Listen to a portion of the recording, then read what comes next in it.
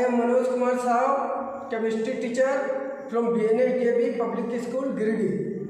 Today, I will teach you class 9 chemistry.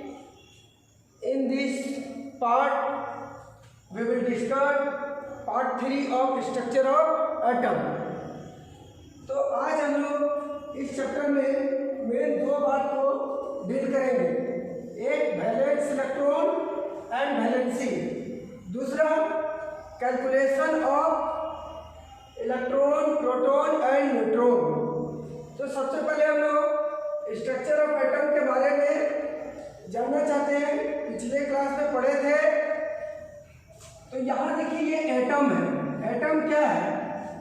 किसी भी matter का जो सबसे स्मॉल पोर्शन है, जो सबसे स्मॉलेस्ट पार्ट है, उसको हम लोग क्या कहते हैं?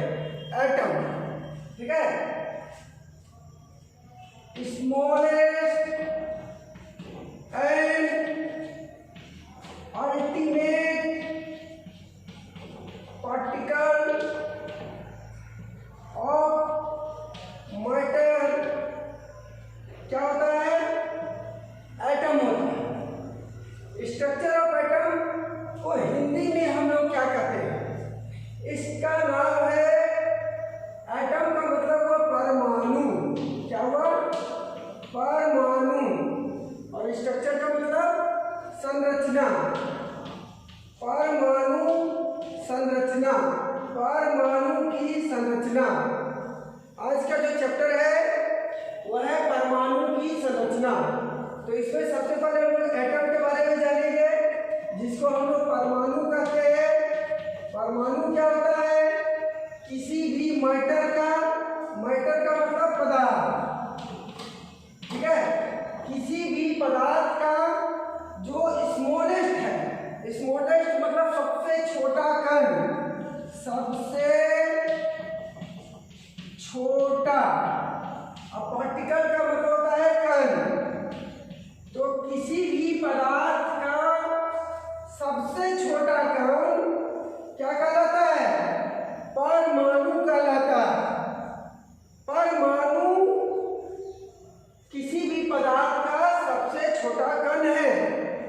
ये बात 1808 में जॉन डाल्टन नामक साइंटिस्ट ने बताया। अब सबसे पहले ये साइंटिस्ट के बारे में जान लें कि ये कौन है। ये केमिस्ट्री में बहुत इंपॉर्टेंट रोल रखते हैं।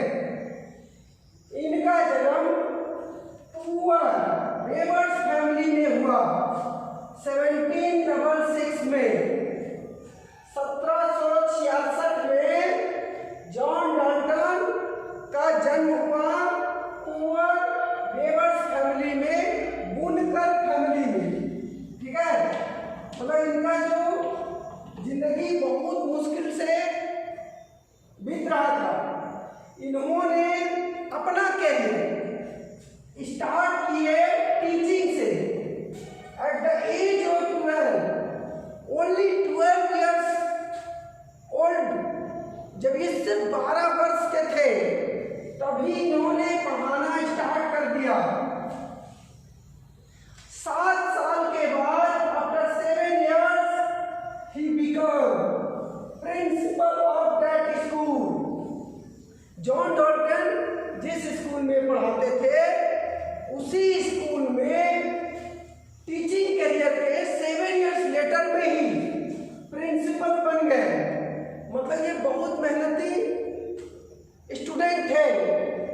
1793 में ये अपने स्कूल का प्रिंसिपल बने, और 1796 में ये कॉलेज के टीचर बने।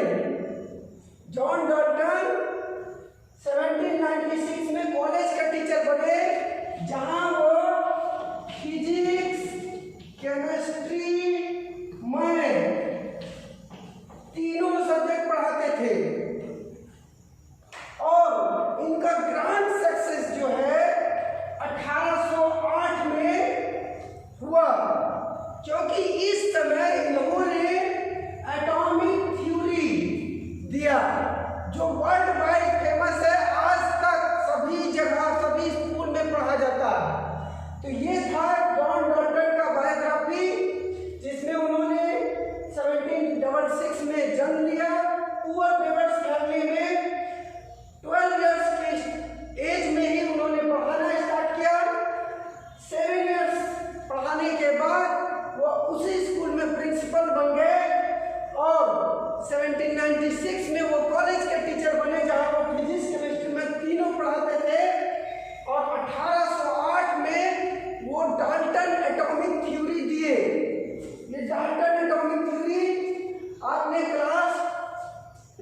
चैप्टर 3 में पढ़ लिया है, ठीक है।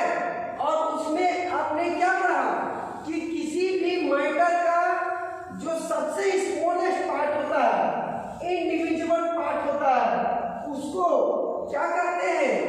एटम कहते हैं, परमाणु कहते हैं, परमाणु कहते हैं। और उस समय उपस्थित जितने भी साइंटिस्ट थे सब ने एक्सेप्ट किया, ठीक है।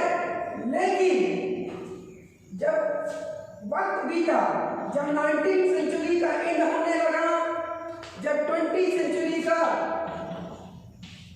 बिगिनिंग हुआ, तब जॉन डाल्टन के एटॉमिक थ्योरी पर सवाल उठने लगा। Scientist such as J Thomson, Rutherford, Goldstein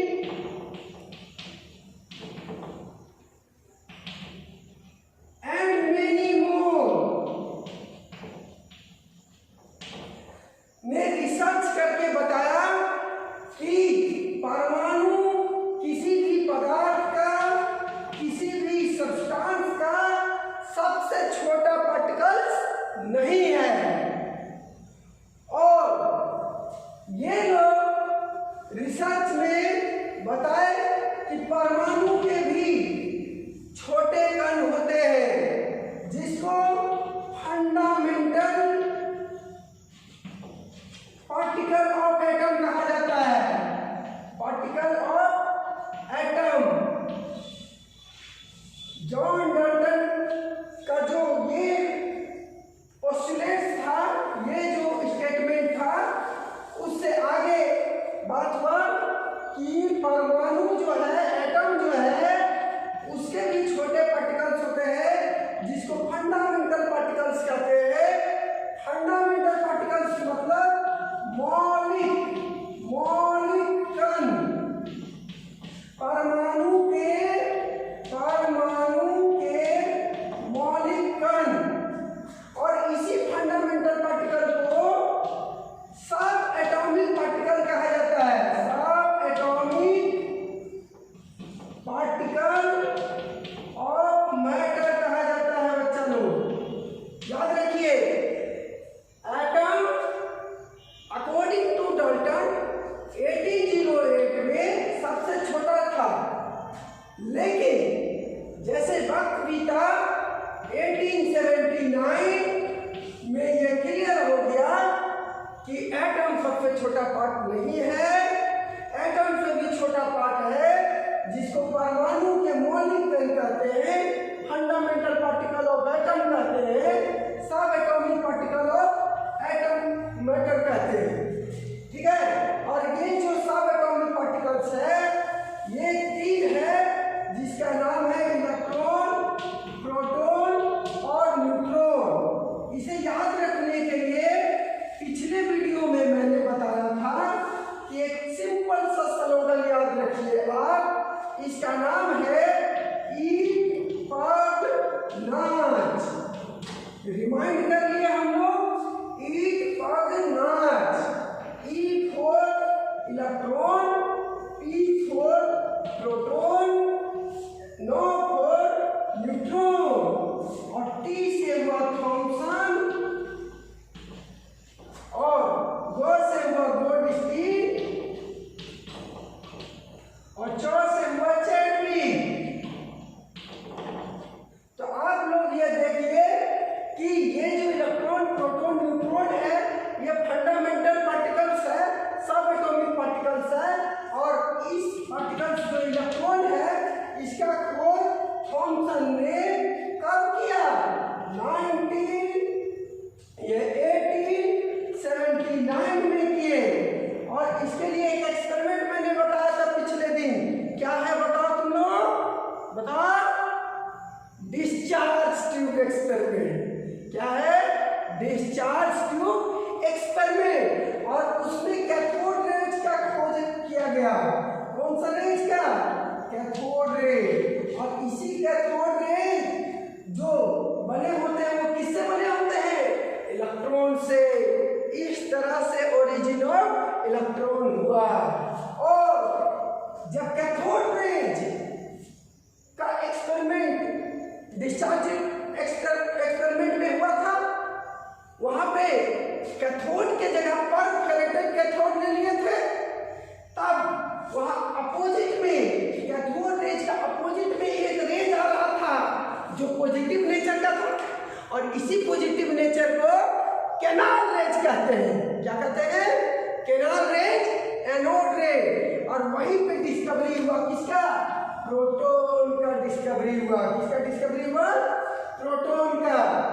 और न्यूट्रॉन का डिस्कवरी कैसे हुआ, थोड़ा सा उसको भी हम लोग देख लेते हैं। ठीक है, तो देखिए अब हम बात करते हैं, हल्का सा बात करेंगे किसका? न्यूट्रॉन का डिस्कवरी। ठीक है, 1920 तक सिर्फ दो ही फंडामेंटल पार्टिकल डिस्कवर थे। कौन? एक थे इलेक्ट्रॉन और दूसरा क्या था? प्रोटॉन। लेकिन नहीं था क्या? न्यूट्रॉन। लेकिन 1932 में जेम्स चैडविक, कौन? जेम्स चैडविक क्या किए? डिस्कवरी कर दिए। किसका? न्यूट्रॉन का। ठीक है, ये चार्जलेस है, ये न्यूट्रल है। कैसे किए? जब बेरिलियम पर अल्फा पार्टिकल का बौछार किए, अल्फा पार्टिकल का बौछार किए, बॉम्बार्डमेंट किए। अल्फा पार्टिकल मैंने क्या बताया था? हीलियम के 4 यूनिट और हीलियम के 2+ चार्ज यूनिट। ये क्या है? अल्फा पार्टिकल है। ये 2, इसका 2 यूनिट और इसका 4 यूनिट। ठीक है, न्यूट्रल केस में 4 यूनिट और आयनिक केस में 2 यूनिट। यही अल्फा पार्टिकल्स है। तो हम यहाँ पर लिखेंगे हीलियम 2 और 4, बेरिलियम 4 और 9। जब इसका बम्बार्डमेंट किए, ये हीलियम पार्टिकल को इस पर अटैक किए, तब यहाँ से क्या निकला? देखिए, यहीं से प्रोडक्शन हुआ किसका? यहाँ से प्रोडक्शन हुआ न्यूट्रॉन का। इसका प्रोडक्शन हुआ न्यूट्रॉन का। ये है न्यूट्रॉन, ये है 0, ये है 1। अब यहाँ पर देखिए 4 और 2 कितना हो गया? 6। तो यहाँ पर जब हीलियम का अटैक किए बेरिलियम पर, तो यहाँ कार्बन भी प्रोड्यूस हुआ। कैसे? 2 और 4 6, एटॉमिक नंबर 6 किसका होता है? कार्बन का। और ये 9 और 4 13, लेकिन इसका होता है 12। तो ये हुआ 12 और ये हुआ 1। तो 12 और 1 13। प्रोटॉन का जो मास होता है वही न्यूट्रॉन के मास का इक्वल होता है। तो हमने देखा कि 1932 में न्यूट्रॉन का डिस्कवरी जेम्स चैडविक ने क्या किया? अल्फा पार्टिकल का बम्बार्डमेंट बेरिलियम पर किया और न्यूट्रॉन का डिस्कवरी किए। अल्फा पार्टिकल का बम्बार्डमेंट से न्यूट्रॉन का डिस्कवरी हुआ। इस तरह से आप देखिए, इलेक्ट्रॉन, प्रोटॉन, न्यूट्रॉन एटम का सब एटॉमिक पार्टिकल्स है, फंडामेंटल पार्टिकल्स है। इसको याद रखना। ईट पग नाच, ई फॉर इलेक्ट्रॉन, टी से थॉमसन और प से प्रोटॉन, ग से गोल्डस्टीन और 9 से न्यूट्रॉन और 4 से चैडविक। समझ गए?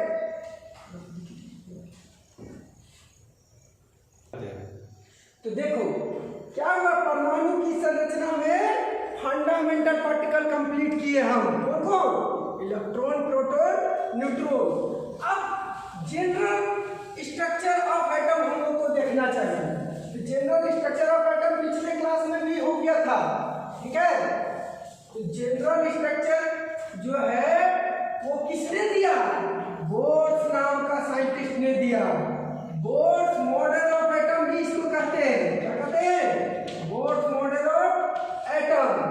ठीक है, ये बोर्स मॉडल किसका लिमिटेशन को ओवरकम किया था? ये Ernest Rutherford model of atom का ओवरकम कौन किया था?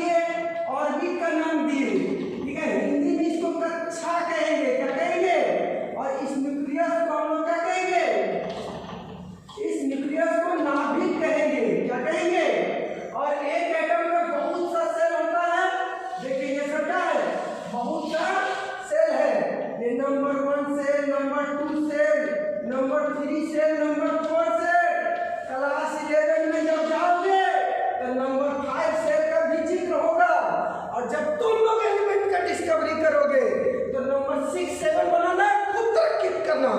ठीक है, इसका नाम है के सेल। क्या नाम है? के अच्छा कर सकते हो। ठीक है, और ये है एल सेल, MNO, और इसमें जो इलेक्ट्रॉन का नंबर होता है वो कौन सा फॉर्मूला पर बेस्ड होता है? याद कर लो, कौन सा formula? 2n² formula. Number of electron in shell जो है वो 2n² फॉर्मूला याद रखना। इसे बोर एंड बरी दो साइंटिस्ट ने मिलकर दिया था। बोर बरी फॉर्मूला के नाम से कौन सा फॉर्मूला है? 2n² है। अगर n = 1 रखो तो ये पक्के से, और यहाँ पर जो नंबर ऑफ इलेक्ट्रॉन होगा बच्चा लोग वो क्या होगा? 2, और n के जगह 1 और 1, मतलब ये 2 इलेक्ट्रॉन। अगर ये n = 2 रखो तो ये क्या हुआ? L सेल, और इसमें जो नंबर ऑफ इलेक्ट्रॉन होगा वो क्या होगा? 2 × 2 × 2, और इस तरह से 8 इलेक्ट्रॉन, और M सेल में 18 इलेक्ट्रॉन, N सेल में 32 इलेक्ट्रॉन। तो हमने देखा ये जनरल स्ट्रक्चर है किसका? बोर्स मॉडल है ये। अब यहाँ पर इलेक्ट्रॉन का हम लोग डिस्ट्रीब्यूशन करते हैं। क्या करते हैं? और इलेक्ट्रॉन का डिस्ट्रीब्यूशन को ही इलेक्ट्रॉनिक कॉन्फ़िगरेशन के नाम से जानते हैं। K L M N dot, ये है इलेक्ट्रॉनिक कॉन्फ़िगरेशन। क्या है ये? इलेक्ट्रॉनिक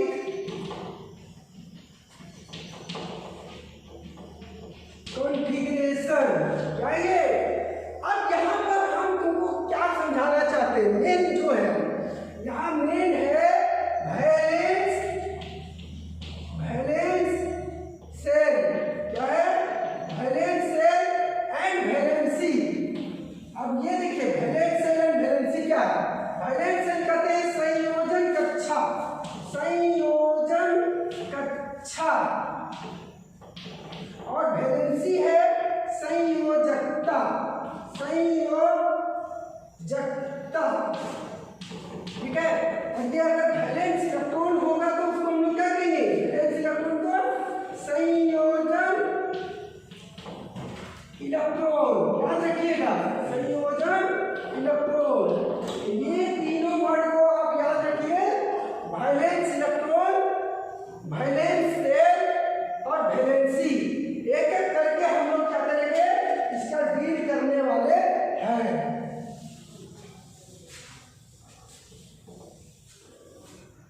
तो देखिए अब हम बात करेंगे यहाँ पे वैलेंस सेल, जिसको कहेंगे संयोजन कक्षा। तो किसी भी एटम का जो सबसे लास्ट वाला सेल होता है, आउटर मोस्ट सेल होता है, आउटर मोस्ट या लास्ट सेल, उसको हम लोग क्या कहेंगे? वैलेंस सेल कहेंगे। क्या कहेंगे? वैलेंस सेल, बाहरी कक्ष, बाहरी कक्ष। ठीक है, तो एक एटम का जो बाहरी कक्ष होता है उसको हम लोग क्या कहेंगे? वैलेंस सेल कहेंगे। तो पिछले दिन हम बताए थे, एटम का नाम आपको बताए थे, याद करिए। क्या नाम था एटम का? हाइड्रोजन। क्या नाम था? हाइड्रोजन। तो इसका एटॉमिक नंबर क्या था? 1। तो इसका कॉन्फ़िगरेशन क्या हुआ? 1। ये हुआ के सेल। कौन सा सेल? के सेल। अगर इसका स्ट्रक्चर देखिएगा तो ये हुआ न्यूक्लियस, और ये क्या हुआ? इसका सेल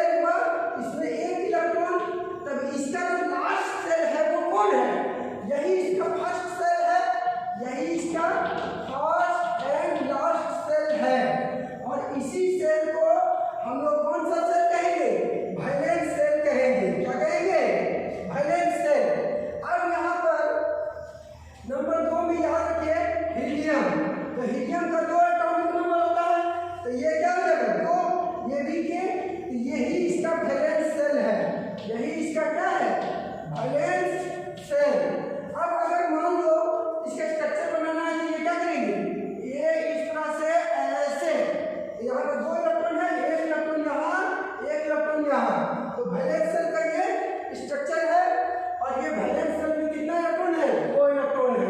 अब ऐसा करो यहाँ पर लिथियम का बना लीजिए, किसका बना लीजिए लिथियम, तो लिथियम का एटॉमिक नंबर कितना होता है 3, तो इसका कॉन्फ़िगरेशन क्या होगा 2 और 1, तो यहाँ पर ये हुआ K सेल और ये हुआ L सेल, तो लिथियम के लिए ये है न्यूक्लियस, ये है एक सेल और ये है दूसरा सेल, तो पहला वाला सेल में कितना इलेक्ट्रॉन है 2 है, लास्ट वाला में कितना है 1 है, ये हुआ K सेल, ये हुआ L सेल, तो इसका वैलेंस सेल कौन हुआ, वैलेंस सेल जो हुआ वो L सेल हुआ, ठीक है। अब अगर मान लो सोडियम का बात करें बच्चा लोग, ठीक है, तो सोडियम का होता है 11, कॉन्फ़िगरेशन करो, क्या बताते कॉन्फ़िगरेशन, ठीक है, तो ये सबसे कम 2, बाद में क्या 8, उसके बाद क्या 1, तो ये हुआ K, ये हुआ L, ये हुआ M, तो लास्ट वाला सेल क्या है ये है, तो इसका वैलेंस सेल कौन हुआ, ये हुआ वैलेंस सेल, वैलेंस सेल, ठीक है। तो इसका जैसे स्ट्रक्चर बनाएंगे तो ये देखो इस तरह से 2 इलेक्ट्रॉन, दूसरा वाला में कितना 8 इलेक्ट्रॉन, 4 5 6 7 और ये 8, और लास्ट वाला में कितना 1, तो ये हुआ वैलेंस सेल, क्या हुआ ये वैलेंस सेल। अगर आपको बनाना पड़े मैग्नीशियम का तो ये कितना हुआ 12 2 8 2, तो ये हुआ आपका KLM, तो इसका स्ट्रक्चर क्या बनेगा, ये पहला वाला में 2 इलेक्ट्रॉन, दूसरा वाला में 8 इलेक्ट्रॉन, 3 4 5 6 7 8 और लास्ट वाला में 2 इलेक्ट्रॉन, तो ये हुआ इसका क्या वैलेंस सेल।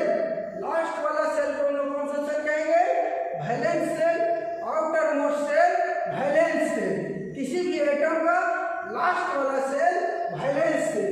अब वैलेंस सेल में जो इलेक्ट्रॉन होते हैं उसको कहते हैं वैलेंस इलेक्ट्रॉन, क्या कहते हैं वैलेंस इलेक्ट्रॉन। तो अब हम लोग पढ़ेंगे वैलेंस इलेक्ट्रॉन, ठीक है। तो वैलेंस इलेक्ट्रॉन अभी हम लोग पढ़ने जा रहे हैं, ध्यान से पढ़ना है वैलेंस इलेक्ट्रॉन। तो वैलेंस इलेक्ट्रॉन मतलब संयोजन इलेक्ट्रॉन, संयोजन इलेक्ट्रॉन, ठीक है। तो ये क्या हुआ the number of electron present in valence shell is called valence electron, ठीक है। तो किसी भी एटम का जो सबसे लास्ट वाला सेल होता है, लास्ट वाला सेल को वैलेंस सेल, और लास्ट वाले सेल में जितना इलेक्ट्रॉन का नंबर होता है उसको कहते हैं वैलेंस इलेक्ट्रॉन, क्या कहते हैं वैलेंस इलेक्ट्रॉन। अब बात होता है वैलेंसी, क्या बात होता है, अच्छा देख लो यहाँ पे हाइड्रोजन का वैलेंस इलेक्ट्रॉन क्या हुआ, इसका वैलेंस इलेक्ट्रॉन ये 1 हुआ, इसमें हीलियम में लास्ट में 2 है, यही हुआ valence electron, valence electron 2। Magnesium में वैलेंस इलेक्ट्रॉन कितना हुआ, वैलेंस इलेक्ट्रॉन 2। सोडियम में वैलेंस इलेक्ट्रॉन कितना हुआ 1। ये लिथियम में वैलेंस इलेक्ट्रॉन कितना हुआ 1। कहने का मतलब है कि valence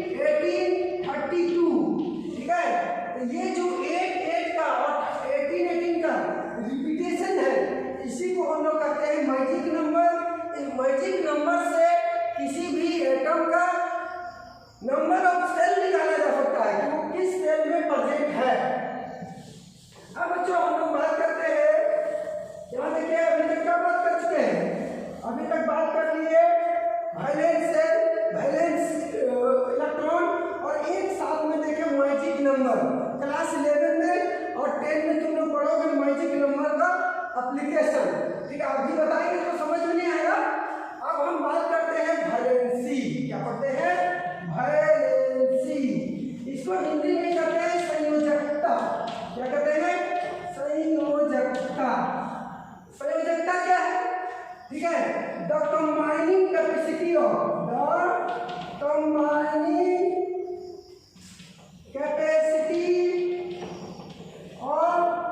atom of other is called valency. जब एक एटम दूसरे एटम के साथ कंपाउंड बनाता है तो उसके लिए या तो वो इलेक्ट्रॉन को क्या करेगा, शेयर करेगा अपना इलेक्ट्रॉन, या तो लॉस करेगा या किसी से इलेक्ट्रॉन गेन करेगा। तब वहां पे कंबाइन होने के लिए इलेक्ट्रॉन को शेयर करना पड़ता है, और उस शेयर नंबर ऑफ इलेक्ट्रॉन को हम लोग क्या कहते हैं, वैलेंसी कहते हैं। क्या कहते हैं, ठीक है। The combining capacity of atom of other is not क्या, वैलेंसी। तो वैलेंसी याद रखना कि वैलेंसी कैसे निकलता है। तो वैलेंसी इज आइदर लिखेंगे, valency can be determined either by loss of electron और बाय गेन ऑफ इलेक्ट्रॉन। ठीक है, तो याद रखना कि यदि वैलेंस इलेक्ट्रॉन, देखिए अगर वैलेंस इलेक्ट्रॉन, इधर हम ले लेते हैं वैलेंस इलेक्ट्रॉन 1 2 3 4 हो, तब उसका वैलेंसी क्या हो। उसी तरह से वैलेंस इलेक्ट्रॉन, अगर ये है वैलेंसी, अगर ये वैलेंस इलेक्ट्रॉन 5 6 7 8 तो उसका वैलेंसी क्या होगा, ये याद रखना जरूरी है। ठीक है, तो हम लोग 1 अगर रहेगा तो वैलेंसी 1, 2 है तो 2 होगा, 3 है तो 3 होगा, 4 है तो 4 होगा। ठीक है, लॉस ऑफ 1 इलेक्ट्रॉन। ठीक है, ये इलेक्ट्रॉन को लॉस करके हो। ठीक है, ये वैलेंसी क्यों होता है, ठीक है, ऑक्टेट कंप्लीट करने के लिए होता है। To complete octet, valence shell में 8 इलेक्ट्रॉन का होना ऑक्टेट होता है। ठीक है, तो ऑक्टेट कंप्लीट करने के लिए वैलेंसी होता है। या तो इलेक्ट्रॉन को लॉस करेगा, तो जब भी देखना लास्ट में अगर 1 2 3 4 हो तो इसको इलेक्ट्रॉन लॉस करेगा। अगर ये 5 है तो 8 बनने के लिए उसको कितना चाहिए, और 8 बनने के लिए उसको 6 7 8 मतलब 3 चाहिए, और 6 है तो उसको 8 बनने के लिए 2, 7 है तो 1, 8 है तो कितना 0। मतलब यदि किसी का वैलेंस इलेक्ट्रॉन 8 हो तो उसका वैलेंसी क्या होता है, 0 होता है। तो चलो हम लोग क्या करते हैं, कुछ एलिमेंट लेंगे, कुछ तत्व लेंगे और उसका वैलेंस इलेक्ट्रॉन कॉन्फ़िगरेशन देखेंगे। देखिए तो यहाँ पर हम लोग क्या लिए, इस तरह का एक टेबल बनाएंगे। यहाँ लिखेंगे एलिमेंट, जिसको कहते हैं तत्व, यहाँ एटम भी लिख सकते हो। ठीक है, और यहाँ लिखेंगे एटॉमिक नंबर। ठीक है, तो एलिमेंट का नाम यहाँ लिखेंगे, यहाँ एटॉमिक नंबर लिखेंगे, और यहाँ क्या लिखेंगे, इलेक्ट्रॉन कॉन्फ़िगरेशन।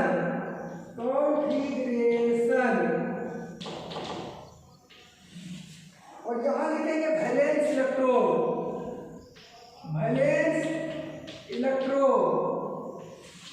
और यहां लिखेंगे वैलेंसी। ठीक है, ये टेबल को बहुत बढ़िया से देखने की कोशिश करना। अगर हाइड्रोजन है, एटॉमिक नंबर 1, इसका इलेक्ट्रॉनिक कॉन्फ़िगरेशन 1, ये हुआ केस। अगर तो इसका वैलेंस इलेक्ट्रॉन क्या है, लास्ट वाला सेल, और वैलेंसी क्या 1 है तो 1।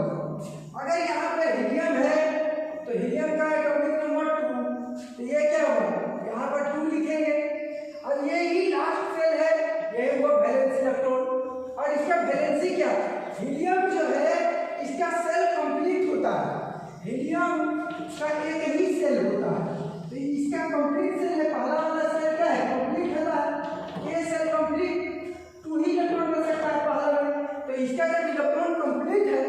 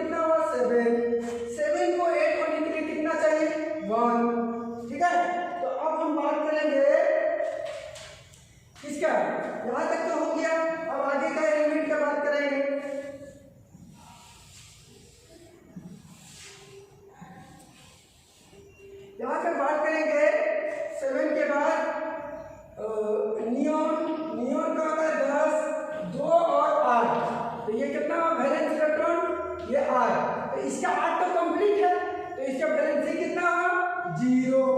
लेकिन अगर हम सोडियम का बात करें तो 11 कितना होगा 2 8 1। तो इसका लास्ट वाला सेल क्या है ये KLM, ये लास्ट सेल है। तो लास्ट सेल में जो इलेक्ट्रॉन होता है उसी को वैलेंस इलेक्ट्रॉन कहते हैं। ये हुआ 1, तो इसका वैलेंसी कितना होगा 1। ठीक है, अगर ये 1 छोड़ देगा तो ये ऑक्टेट कंप्लीट होगा ना जी। ठीक है, तो उसी तरह से मैग्नीशियम का कितना होता है 12 और मैग्नीशियम का 2 8 2। तो वैलेंस इलेक्ट्रॉन क्या हुआ ये वैलेंसी 2 अभी बताएं। ठीक है, और एल्युमिनियम का 13, तो 13 है तो 2 8 3, तो ये हुआ 3 वैलेंस इलेक्ट्रॉन, वैलेंसी क्या 3। ठीक है, अब हम बात करेंगे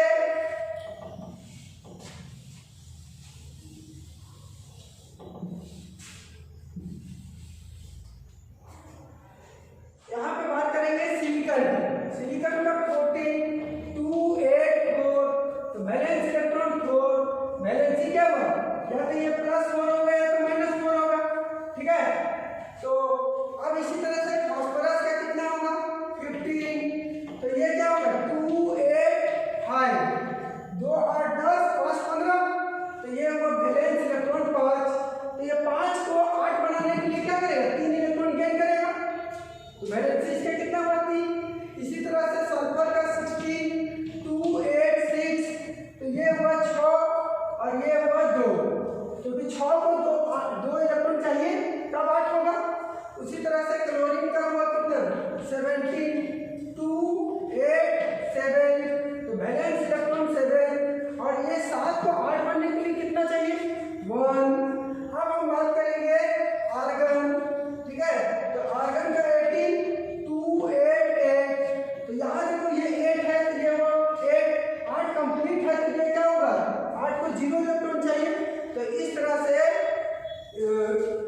कितना हुआ वैलेंसी इसका 0 हुआ। समझ में आया?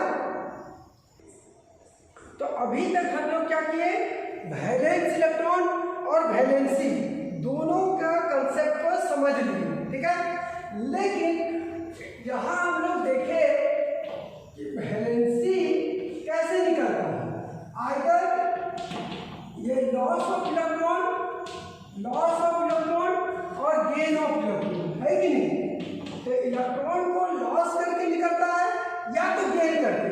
तो इसी सिस्टम में एटम किसमें कन्वर्ट हो जाता है, एटम इलेक्ट्रॉन को जब लॉस करेगा या गेन करेगा तो अब एटम नहीं रहेगा, एटम नहीं रहेगा, वो कन्वर्ट हो जाएगा आयन में। किसमें कन्वर्ट हो जाएगा आयन, किसमें कन्वर्ट हो जाएगा आयन में। एटम इलेक्ट्रॉन को लॉस करेगा या तो गेन करेगा, किस लिए ऑक्टेट कंप्लीट करने के लिए। इस कंडीशन में एटम अब एटम नहीं रहेगा, वो क्या हो जाएगा आयन कहलाएगा। जब वो इलेक्ट्रॉन को लॉस करेगा क्या करेगा लॉस, तब बनाएगा पॉजिटिव आयन, क्या बनेगा पॉजिटिव आयन। और जब वो गेन करेगा इलेक्ट्रॉन को क्या करेगा गेन करेगा, तो वो बनाएगा नेगेटिव आयन, क्या बनेगा नेगेटिव आयन। और ये पॉजिटिव आयन को क्या कहेंगे, पॉजिटिव आयन का भी कुछ नाम होगा, हाँ है, क्या नाम है इसका नाम कैटायन है। क्या है कैटायन, और इसका नाम क्या है एनायन। तो दो तरफ का आयन, एक है कैटायन दूसरा है एनायन। जो लॉस करेगा इलेक्ट्रॉन ऑक्टेट कंप्लीट करने के लिए वो बनाएगा कैटायन, और जो गेन करेगा उसको कहेंगे एनायन।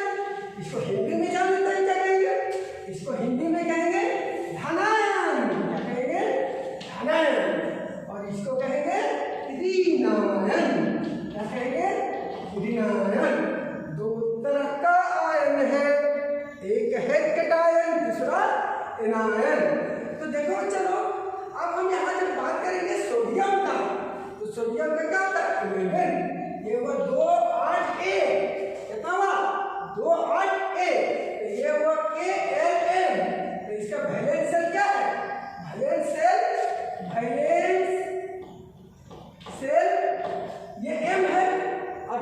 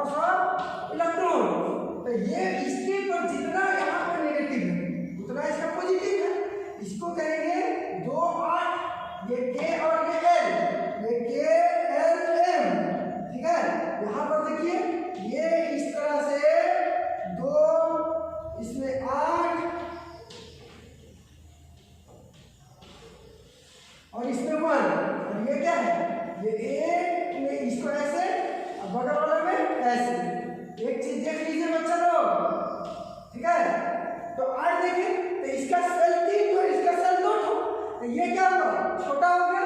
तो ऐसे याद रखना कि कैटायन जो होता है वो स्मॉलर होता है। कैटायन क्या होता है, स्मॉलर। Cations are smaller. जब वो लॉस ऑफ इलेक्ट्रॉन करता है ऑक्टेट कंप्लीट करने के लिए तो कैटायन बना, और इसमें सेल का नंबर क्या हुआ, कम हो गया। तो रेडियस से आउटर मोस्ट सेल का डिस्टेंस छोटा हो गया और ये हो गया छोटा। Cations are smaller than its parent atom. तो अगर हम क्या करेंगे, मैग्नीशियम का बात करते हैं। मैग्नीशियम, तो मैग्नीशियम का एटॉमिक नंबर कितना होता है, ये होता है 282 KLM। तब इसका वैलेंस इलेक्ट्रॉन कितना हुआ, वैलेंस इलेक्ट्रॉन ये लास्ट वाला हुआ 2, और इसका वैलेंसी क्या हुआ, इसका वैलेंसी हुआ +2। ठीक है, तो ऐसे आपको वैलेंसी में प्लस और माइनस लिखने की जरूरत नहीं, सिर्फ ये बताना है कि लॉस ऑफ इलेक्ट्रॉन और गेन ऑफ इलेक्ट्रॉन। यहाँ में इलेक्ट्रॉन का लॉस करके वैलेंसी बनेगा और रिनायन में इलेक्ट्रॉन को गेन करके बनेगा। तो ये हो गया वैलेंसी सोडियम का 1 और मैग्नीशियम का 2। लेकिन अब हम बात करेंगे किसका, अब हम बात करेंगे क्लोरीन का। किसका बात करेंगे, चलो क्लोरीन। ये है 17 2 8 7। ठीक है, तो ये है वैलेंस इलेक्ट्रॉन। वैलेंसी इसका क्या होगा, वैलेंसी कितना होगा, gain of 1 electron, gain of 1 electron. ठीक है, इसका मतलब इसका जो वैलेंसी है 1 होगा। अगर यहाँ पे सल्फर है तो 60, तो 2 8 6, तो इसको 2 इलेक्ट्रॉन की जरूरत है। तो इसका वैलेंसी कितना हुआ, इसका वैलेंसी 2 हुआ। अगर यहाँ पे ऑक्सीजन ले लीजिए, क्या ले लीजिए आप, ऑक्सीजन। तो ऑक्सीजन का कितना होता है 1 2 और 6, तो इसका भी वैलेंसी कितना हुआ, इसका भी वैलेंसी 2 हुआ। थोड़ा सा क्लोरीन वाला देखिए, जब हम यहाँ क्लोरीन लिए 17, ये हुआ 287, कितना हुआ 287। तो यहाँ क्लोरीन क्या हुआ 7 के लिए 1 इलेक्ट्रॉन गेन करेगा। ठीक है, तो यहाँ पर 2 8 7 है, यहाँ पे 1 इलेक्ट्रॉन गेन कर दिए। तो ये क्लोरीन के ऊपर में आ गया -2 8, यहाँ 7 के बाद 1 इलेक्ट्रॉन लेने के लिए क्या हुआ 8। ठीक है, और याद रखिए इलेक्ट्रॉन और इलेक्ट्रॉन के बीच में रिपल्सन होता है, इसलिए ये जो एनायंस होते हैं, anions are bigger, anions are bigger. तुमसे कोई पूछेगा कि कैटायन बड़ा है या एनायन बड़ा है, तो कैटायन स्मॉलर है क्योंकि उसका सेल का नंबर कम हो जाता है, एनायन बिगर है क्योंकि उसमें इलेक्ट्रॉन के बीच में रिपल्सन होता है, उसमें क्या होता है, खराब पड़ जाता है। ठीक है, तो इस तरह से हम लोग आयंस के बारे में देखें। अब ऐसा है कि एक क्वेश्चन तुम लोग को जानना चाहिए,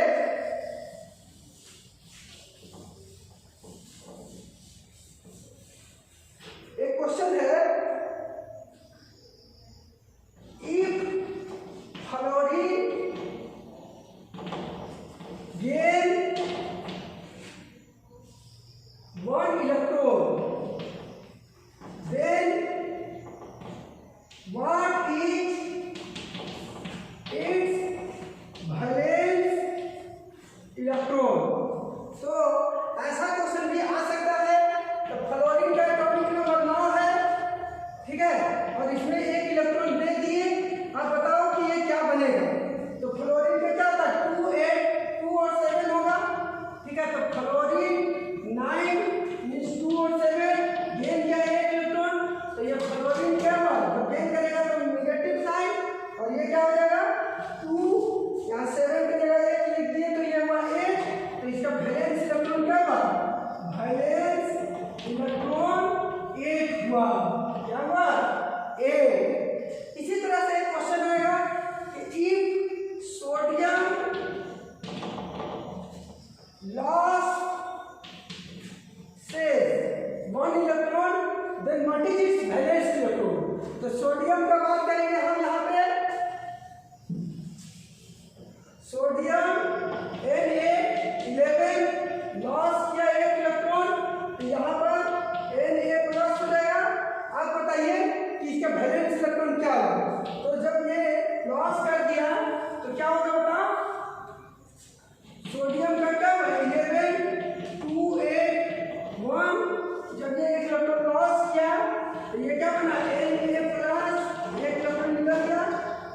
होगा 2 8 1 2 8। तो ये इसका वैलेंस इलेक्ट्रॉन हुआ, तो वैलेंस इलेक्ट्रॉन इसका क्या हुआ 8 इलेक्ट्रॉन। तो इस तरह से इसको नोट कीजिए, अच्छा रहेगा। तो आई होप कि तुम लोग क्या है स्ट्रक्चर ऑफ एटम का ये सभी टॉपिक जिसको हमने आज डिस्कस किया है वो समझ गए। जैसे एटम के बारे में बताए इंडिविजुअल पार्ट, जो कि डाल्टन बताए थे 1808 में, 1808 में डाल्टन एटॉमिक थ्योरी से। लेकिन थॉमसन और रदरफोर्ड ने सोचा कि इसके भी ये भी किसी चीज से मिलकर बना होगा, जो कि फंडामेंटल पार्टिकल्स था, इलेक्ट्रॉन प्रोटॉन न्यूट्रॉन, उसको भी पढ़ लिए। उसमें हम लोग इलेक्ट्रॉन का डिस्कवरी, प्रोटॉन का डिस्कवरी भी जिक्र किया है पहले के वीडियो में। एक वर्ड वहां पर था कैनाल रेज। क्या था? Canal raise. इसको याद रखना एग्जाम पर्पस से, मतलब इसको एनोड रेज कहते हैं, एनोड रेज। और यही है पॉजिटिव रेज। क्या ये पॉजिटिव रेज है जो कैथोड का ऑपोजिट में आता है, ठीक है। अब वैलेंस इलेक्ट्रॉन और वैलेंसी के बारे में भी पढ़े, इसके लिए आप पढ़े होंगे एटम। एटम का दो कंपोनेंट कौन कौन, न्यूक्लियस और सेल। जैसे कि आप लोग देखिए यहाँ पे फिर से एक बार रिकैप कर दिए कि एक एटम अगर आपको स्फेरिकल दिख रहा है तो उसका सेंटर पॉजिटिव पार्ट को न्यूक्लियस कहेंगे, और उसके चारों ओर का जो पार्ट है जिसमें इलेक्ट्रॉन रिवॉल्व करता है, इसी पार्ट को हम लोग क्या कहेंगे, सेल कहेंगे या ऑर्बिट कहेंगे, ठीक है। तो ये न्यूक्लियस में होता है प्रोटॉन प्लस न्यूट्रॉन, और ये इलेक्ट्रॉन, प्रोटॉन और न्यूट्रॉन को फंडामेंटल पार्टिकल कहते हैं। और प्रोटॉन का जो टोटल नंबर है उसी को हम लोग कहते हैं एटॉमिक नंबर। एटॉमिक नंबर को Z से लिखते हैं। और एक एटम में प्रोटॉन प्लस न्यूट्रॉन का जो टोटल नंबर होता है उसको एटॉमिक मास कहेंगे, या मास नंबर, जिसको A से लिखते हैं, ठीक है। और इसी दोनों का हेल्प से हम लोग पढ़ेंगे isotope, isobar, isotone, iso electronics. इसका डिटेल नेक्स्ट वीडियो में आ रहा है, इसलिए रेडी हो जाओ। क्या हो जाएगा? Ready. Isotope, isobar, isotones, iso electronics पढ़ने के लिए, और साथ ही पढ़ा देंगे हम atomic number and mass number in next video. तो wait and watch. Thank you.